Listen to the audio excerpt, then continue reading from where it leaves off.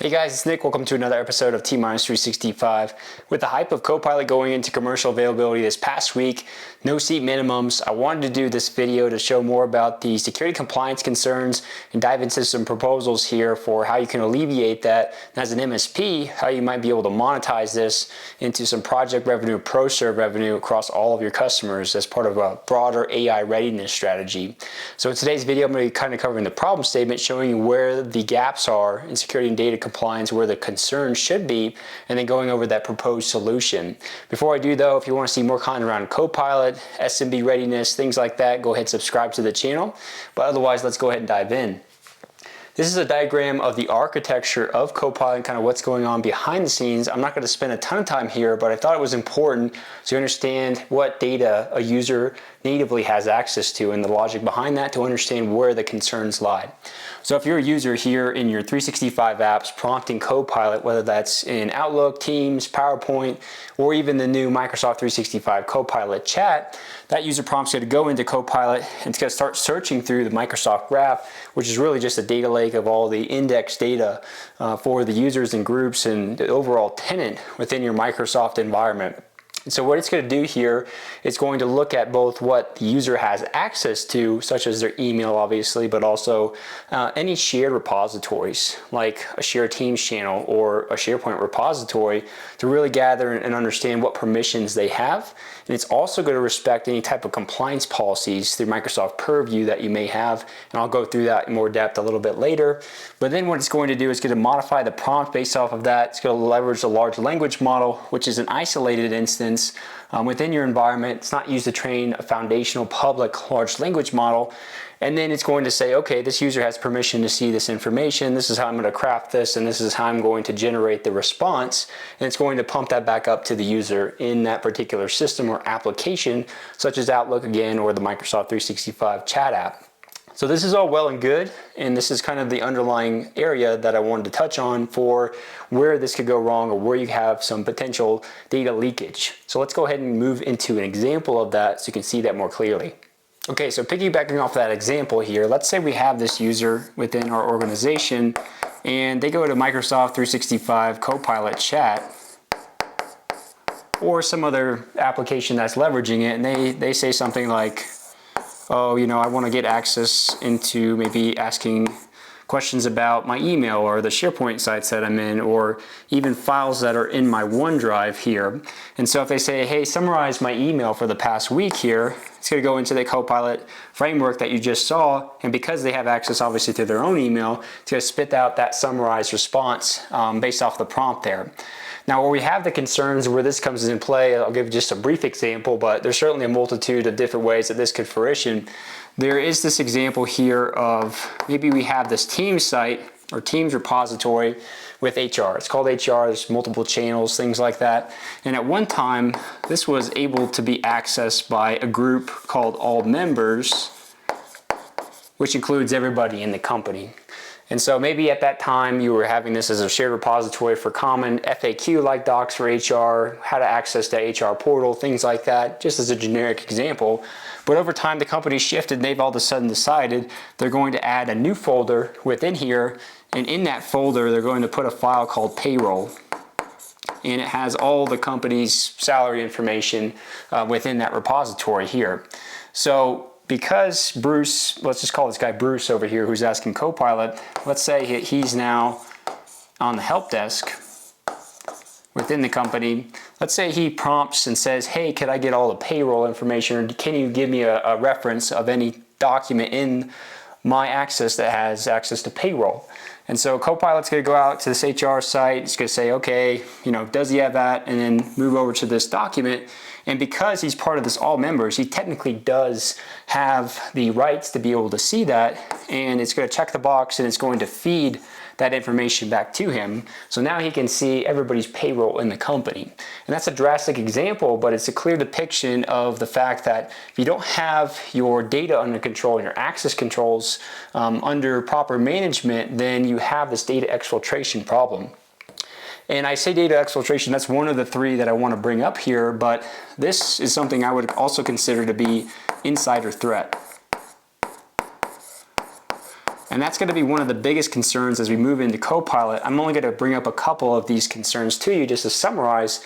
I think there's a lot more that you could get into, but I'm going to put the high level ones here. First one being insider threat, which is to say maybe Bruce becomes a disgruntled employee. He didn't disclose he has access to payroll. He can now go ahead and take that information and use it maliciously if he's looking to exfiltrate that outside the company or just cause a lot of disruption internally as well. The other of which I just mentioned there is data exfiltration.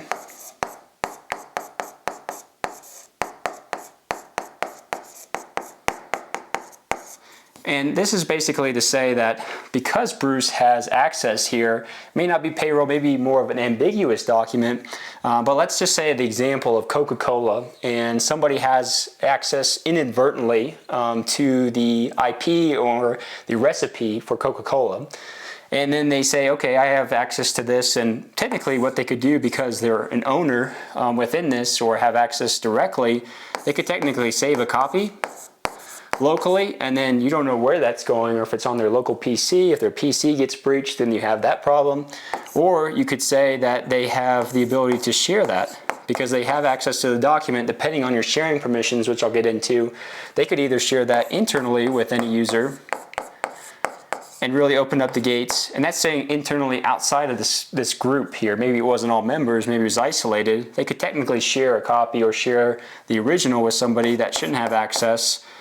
Or you obviously have your external threat of them sharing it externally or inadvertently share it externally as well too, as an accident within the company. And the last one I want to talk about here is just threat actors in general. So if you think about a threat actor, and one of the common things they do is compromise the user. If we talk about user compromise, one of the first things that they're going to look to do is either move laterally or gather more information for them to make more educated decisions. So if you think about the time,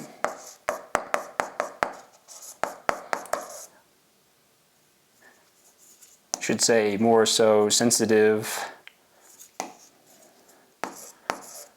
data.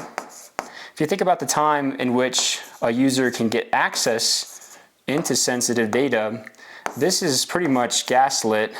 I'm going to put 3 seconds here as the example, but if they did that, it would be pretty impressive. But I'm just saying that because they have access to Copilot now, their reconnaissance and the things they can do if they breach the user is greatly increased.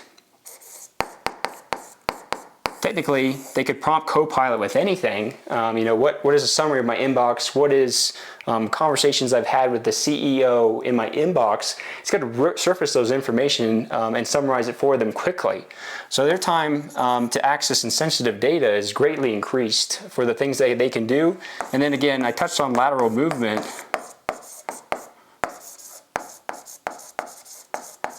But this is another area where they could easily get access to more information to move laterally throughout the company, get access to compromised credentials, things like that. So you really have to tighten this down, and this is going to be a big weapon for threat actors. Again, it's the pros and cons of the solution. It's really powerful, but in whose hands at the end of the day? So when we think about solutions to this and starting to think about how do I prioritize the actions that I want to take, most of the case, or in many cases, you want to look to a framework to give you some guidance. And I personally like the CIS Controls the most. I've written a whole guide mapping Microsoft security to CIS just because it gives you a powerful framework for those of you that don't need to follow regulatory compliance like HIPAA or FINRA. But when we think about the ability to protect ourselves against this, 2 of the controls come to mind, one of which is CIS number 6, which is access control management. And the other of which, obviously, number 3 is data protection.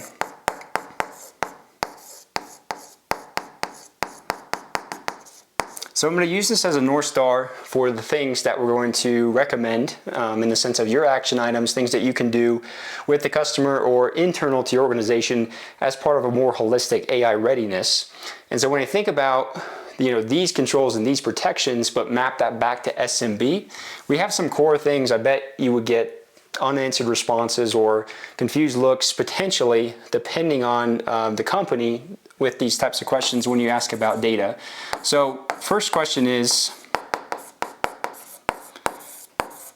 what is your definition of sensitive data at your company? For a company that's in healthcare, that's a lot easier to think about because it's readily available, like medical records, PII, social security numbers, things like that. But if you're a break-fix iPhone company, small business, what is sensitive data to you? You know, whether that's internal or external, most people won't really know, have a list defined as a policy. This is our sensitive data that we've got to make sure we protect. The next piece to that is really related to location. Where does that sensitive data live within my organization? You know, where is it stored? How is it protected? Those types of things. A lot of people won't know, or they won't say, I definitively know where all my sensitive data is, and it can't be released outside of those locations. Next one here is the sharing policy. We'll be covering this in the solutions here, but what are your sharing policies? You know, if you have a document, how do you know that it can't be shared with anybody in the organization or with anybody external? What restrictions do you have in place? And then data flows is another question to ask. Do you know how data flows within your organization? That comes back to sharing a little bit here, but do you know when it flows outside your organization as well? And then the last one, really coming back again to the CIS controls, is truly just fundamentally, what are your access controls? And a lot of this has to do with your change management policy, if you even have one, but it's related to how do we grant access to documents? How do we revoke access to documents when somebody either leaves or moves laterally throughout our organization? So SMB especially, I think a lot of companies can't answer these questions, but when we think about prioritization and the things that we need to do, a lot of these topics are going to be focused in on my recommendations for you as you get started on this journey, and as you're thinking about where do I even begin to have more confidence that if I incorporate Copilot, that I'm not going to have a data breach or heavy data exfiltration or something like somebody finding the payroll of every user in my company. So I'm going to go through kind of some recommendations here. I'm just going to number them out here, but they are paired with what we just talked about.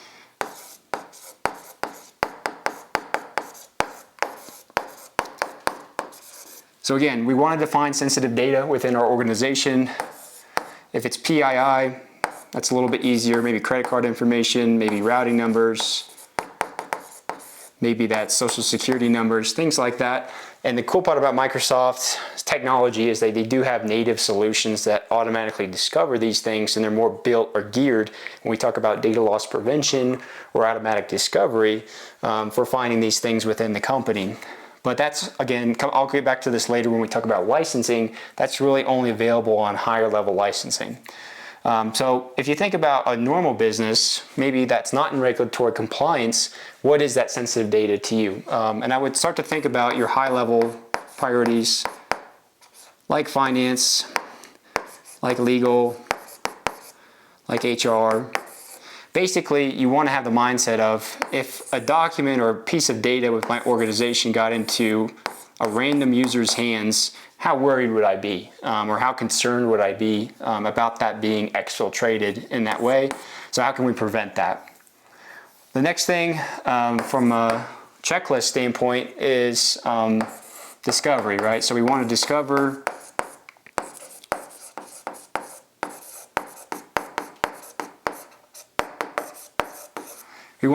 where the sensitive data lives. So we define our parameters there, and we want to discover. And this isn't to say that we do a full audit, right? We don't need to spend the time to investigate every single SharePoint site and every single Teams channel. You want to take a better approach here when we think about your time and impact as far as a basic matrix goes. You want to spend the least amount of time to get the highest impact. So you want to be here in this diagram in this bottom right corner.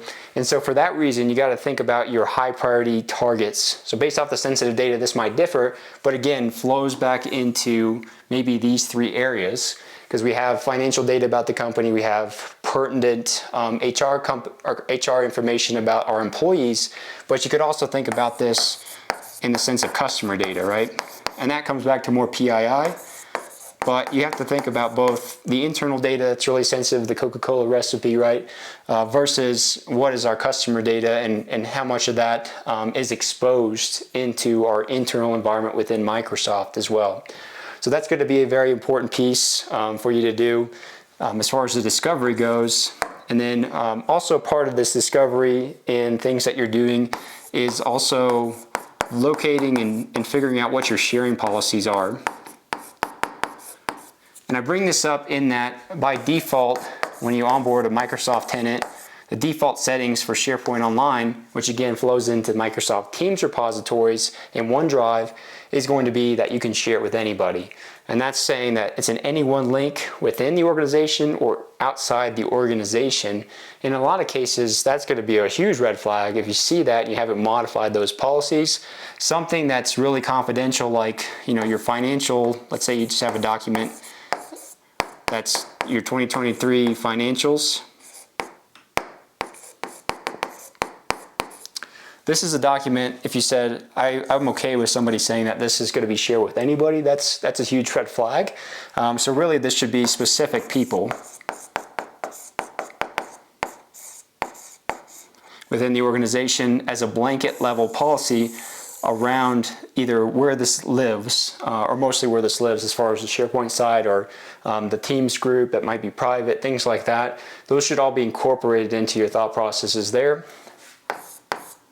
Next thing that we want to do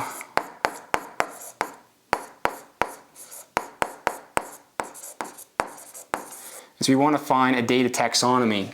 Regardless if you have a product, and I'm going to show you Microsoft's here in a second, to do this, you really want this as a definition within your company. It can start as something as basic as our data taxonomy is public, private, and confidential. And this is to say that any document classification as public can be shared with anybody. Private is internal use only. Confidential is a further scope down view of that to limited users or groups within the organization. And this can be tailored again to your business, but many people adopt this native policy of having this approach because it's simplistic, but also protects you on a base layer. Not to say that it's perfect, but it definitely helps with the things that you're trying to do from a data governance perspective. Now within Microsoft's licensing,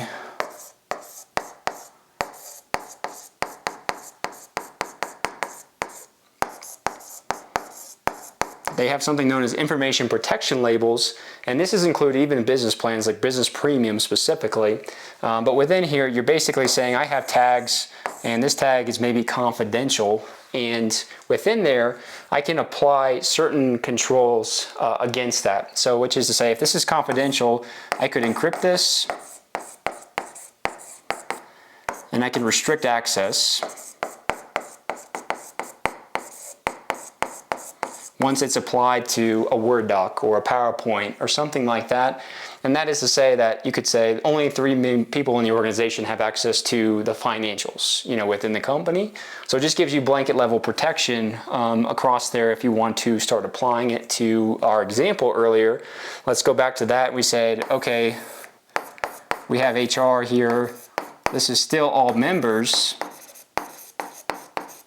as far as the access goes, and we still have this payroll doc.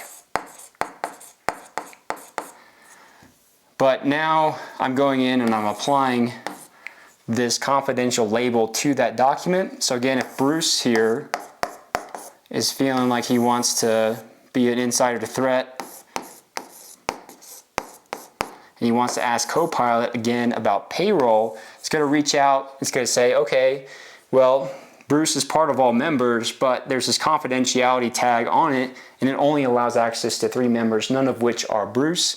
So then it's going to deny his access, and it's not going to respond. So back to my earlier statement there and saying that Copilot will give you access to what you have access to, but also respect any of the compliance policies, in this case the information protection label that you've applied to that document. So that's going to be very powerful for you to start to adopt these technologies, and I think that's one cool part about Copilot and AI in general. It's going to force people to move into a data governance strategy that really they haven't touched before because it hasn't seemed necessary or pertinent for their business.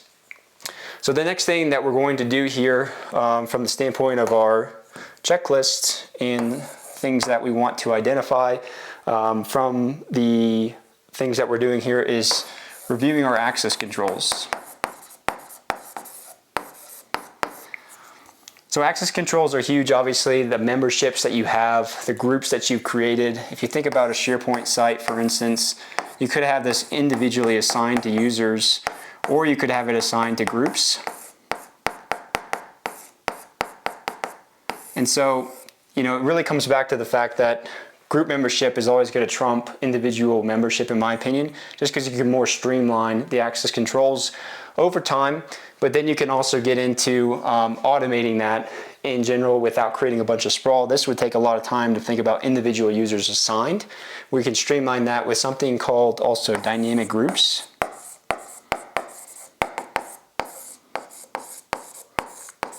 And this simply allows you to leverage attributes about users like their job title or their department, or even if they're enabled,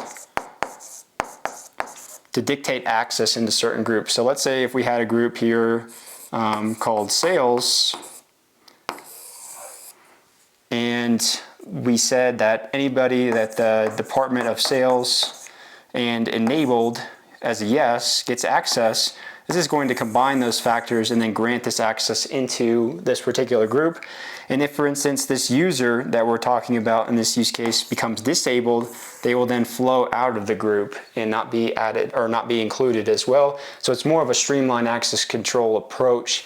It is requiring P1 licensing with Azure, but that does come again with Business Premium, which most people, I feel like, at least should have in the SMB space. So this is going to be big, but when we think about this as well, and we think about prioritization, you also want to talk about, change management.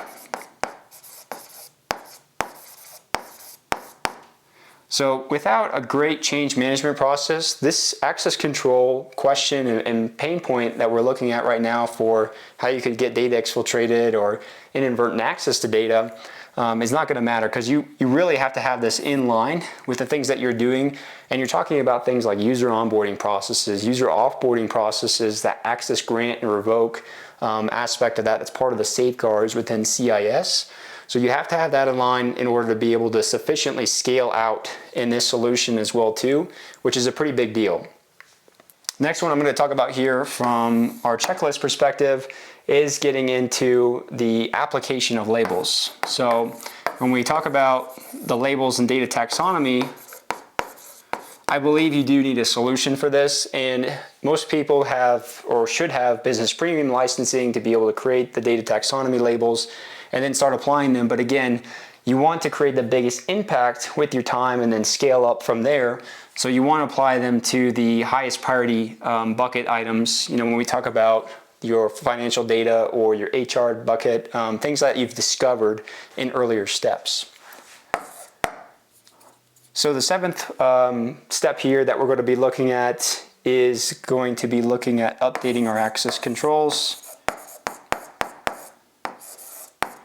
So really the first half of this was doing that discovery and definition, and now we're moving into application and true updates from here as well too. So updating access controls could be a variety of things.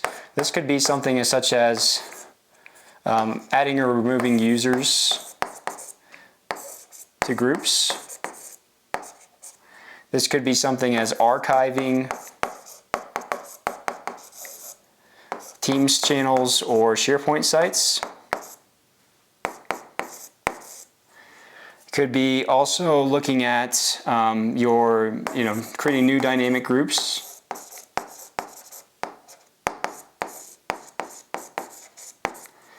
And additionally, it could be looking at reorganizing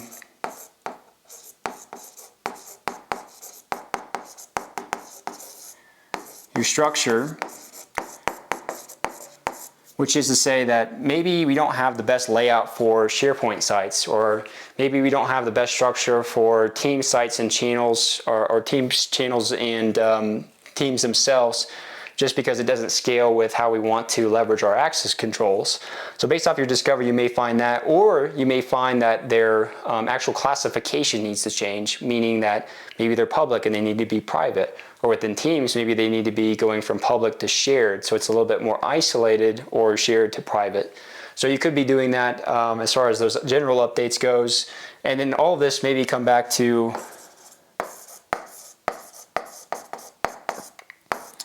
updating your change management process. Just abbreviate that CM for time here, but that is something that you could also be looking at again, thinking about user lifecycle, employee lifecycle within the company, and then those access controls along that path. How do users request access for pertinent documentation, or how do users request access for sites that are classified as private? Those are big deals that you need to have in place in order to be able to scale up.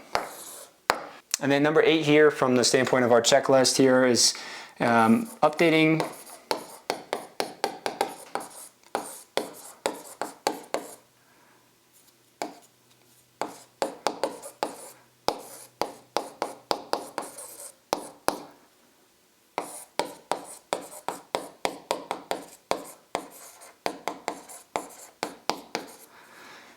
our sharing policy and our creation rights. So our sharing policy, going back to the SharePoint Online, we really need to dictate the global policy is a little bit more restrictive, whitelist, only approved domains for external use, those types of things.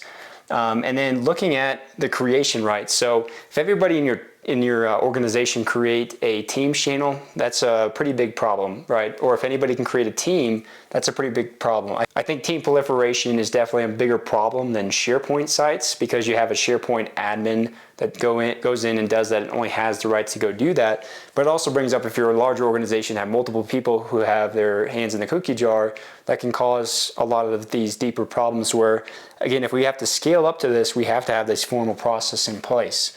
So I think those are all big deals for getting yourself in a good state. And then the last one here, obviously we have done a lot. If we do all these things, we're going to create a huge win for the organization. But one of the things that we need to keep in mind is obviously that life cycle. So when we talk about data protection,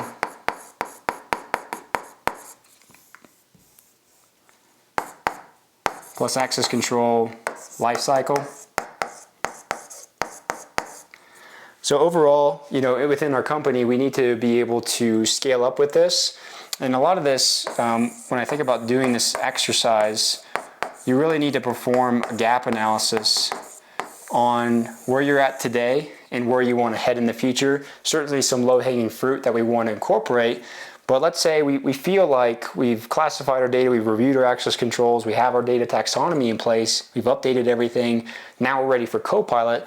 Really doesn't stop there from the improvement items of where you're at. I'd love to have this on a 5-point scale or something like that and say, hey, you're a 1, or you're a 3, or you're a 5.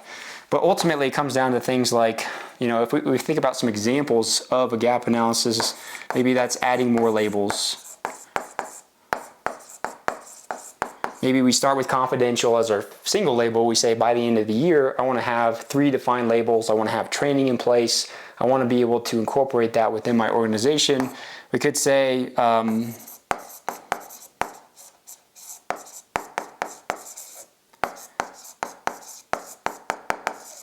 mandatory labeling, which is to say that this is a feature that's available with information protection labels. In my experience, this causes chaos if you incorporate this too soon without enough training, not enough knowledge transfer about what the labels are doing and their importance, and have that as part of the employee onboarding process as well too. So that may be something that you progress into, is say that now that we're automatically classifying all these documents, we have a really good scheme going, and it's covering the 90% of our documents that are, especially the ones that are sensitive within our organization.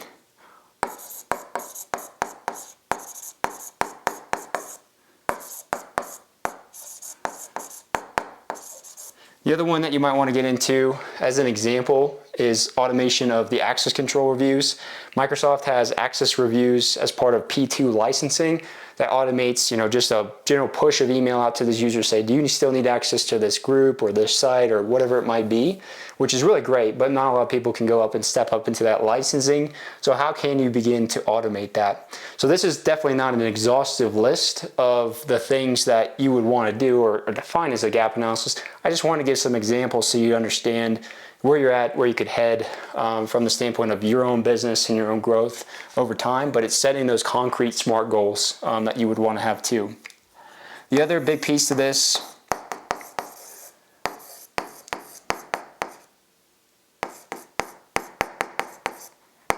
that is very important is policy definition. So as an organization, you should really be defining your policies across the entire landscape as far as, again, what is sensitivity label, that you have within your organization? What is sensitive data? Where does it live? Those should all be documented somewhere so that when you do have change, it can be updated over time and you have a North Star to really back yourself against. But some of the other things here, when we talk about this, data governance is really that holistic policy that you want to set for how you define data. And part of that, as far as the things that you would define, is something like data retention. And data retention is very popular, or very important as well too. And it's part of the CIS controls under that data protection area as a safeguard for data destruction. It's important to define how long you keep your data, because if you say I just keep it indefinitely, your footprint continues to grow with potential bad actors, potential data exfiltration, things like that. So we have to be conscientious and set pertinent retention times, whether that's a 7-year policy blanketed or a 3-year policy. Really depends on the data and obviously what industry you're in or what business you're in as well too. But these are all big pieces that we have to define in order to be able to scale out with this solution in place and be able to handle new things coming down the pipe with AI. If you begin with these 9 steps, so I think you have a really good basis to generate a powerful step up from where you are today, and also have some concrete action items that you can go and perform. And this is where, coming back to the MSP side, this could be a project revenue or pro-serve revenue. You really should be acting as the advisor for these businesses. And all of these steps, obviously they're going to know the data the best. We need to apply the technology to that and pair that with things like the information protection labels and helping them navigate the hierarchy of their Teams channels or their SharePoint sites and the sharing permissions that go corporate into that. So lots of other pieces to cover. I've got a lot on my blog. Final thing here though, just want to touch on licensing. Just as a call out, just for some general tips on this.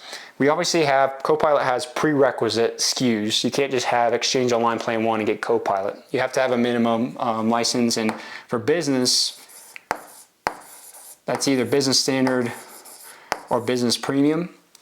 And I'm focusing on this because I like to tailor my content around SMB. But if you're business premium, you really have a lot more features and functionality that business standard doesn't have. If it was me, I would not incorporate Copilot with just business standard. I would have to be layering on a third-party solution because it just doesn't have any protection for you. Business standard has things, or business premium, I should say, has things like your labels. I'm just gonna call it labels instead of information protection. It's got DLP policies, which I didn't cover in this video, but are also another tool in your toolkit for classifying or preventing data loss to internal users or externally within the organization. It has things like Entra ID P1, which give you access to things like your dynamic groups for access controls, things like that for the things that you're looking to do. You can also do things like your on-prem file scanning as well too, so you can automatically start to discover data that's in a file share or something like that. Some of you may be having your most sensitive documents in file shares, and I didn't cover that in depth today, but that is a use case that we have to think about when we're talking about classification where the most sensitive data lives within our organization. And this obviously just has a lot of security back behind it as well too when we think about all of the controls that we can get across there. So it's a pretty big deal that I really focus in on business premium for the SMB space. If you're an MSP, it's likely that you also have Entra ID P2. And this is a big deal to me, bigger deal because you get things like PIM. So privilege identity management is just enough time, just enough access for certain privilege roles. And if we think about something like a SharePoint administrator, first off, I firmly believe that this role should be only used by a service account and not some licensed user. But if you do have that, or regardless if you have that, you can use PIM to only PIM up into this role at a particular piece in time. And I say that because with Copilot, this user is going to be able to ask Copilot a lot more questions because they have access into the SharePoint administrator data set, if you will. So it's a much more important deal that you lock these accounts down. And I think with Entra IDP2, you get that functionality. You get access reviews, which are a way to automate, your group level access, your application access, your role-based access, things like that, which is a very clean way to be able to manage that outside of dynamic group entry, in my opinion. And then you have what's known now as Entra ID governance.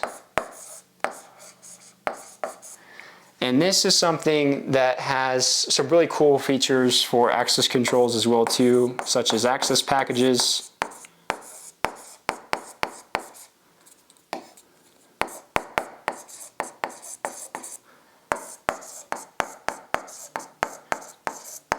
and catalogs. So these two I'm not going to go into depth with today because it's just a whole nother video in and of itself, but it's a more advanced way of administering access for users that onboard and offboard. So definitely another piece that you can check out there from the standpoint of just getting into these things. But if I have any customers today, within this licensing model, the final call out here, I would say, even with BP, the automated discovery of information within your tenant, like automatically finding, the PII or the sensitive keywords that you want to search for, is really only available in E3 or E5.